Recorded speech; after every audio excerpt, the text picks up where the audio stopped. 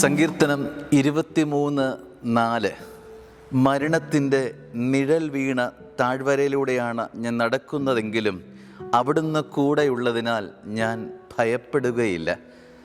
സ്നേഹമുള്ളവരെ, മനസ്സിലേക്ക് വളരെ വേഗം ഓടിയെത്തുന്ന സങ്കീർത്തനം 23-ാം സങ്കീർത്തനം. അതിലെ ഒരു ചെറിയ വചനമാണ് മരണത്തിൻ്റെ നിഴൽ വീണ താഴ്വര. മരണാനുഭവങ്ങൾ പുക പോലെ പൊതിഞ്ഞു നിൽക്കുന്ന ജീവിതാനുഭവങ്ങളൊക്കെ സ്വന്തമായിട്ടുള്ള ദൈവവേദനെ അവൻ പറയുക, സങ്കീർത്തകൻ പറയുക, അങ്ങനെ മരണം മണത്ത താഴ്വരയിലൂടെയാണ്. മരണാനുഭവങ്ങൾ ഒന്നിനൊന്ന് പിന്നാലെ എൻ്റെ ജീവിതത്തിൽ ചേർന്ന് നിൽക്കുന്ന ജീവിതമാണ് എൻ്റേത്. അങ്ങനെയുള്ള താഴ്വരയിലൂടെ ഞാൻ നടക്കുന്നതെങ്കിലും ഞാൻ എൻ്റെ ജീവിതത്തിന് അടിയറോ വെച്ചിട്ടില്ല. ഞാൻ ഭയപ്പെടുകയില്ല. കാരണം കർത്താവാണ് എൻ്റെ ഇടയൻ.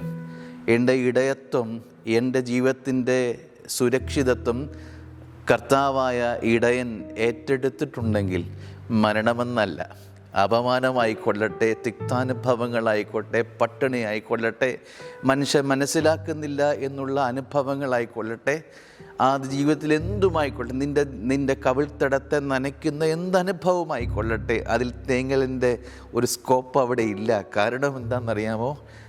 കർത്താവാണ് എൻ്റെ ഇടയൻ. ഈ സങ്കീർത്തകൻ എവിടെ നിന്ന് ഈ ബലം കിട്ടി?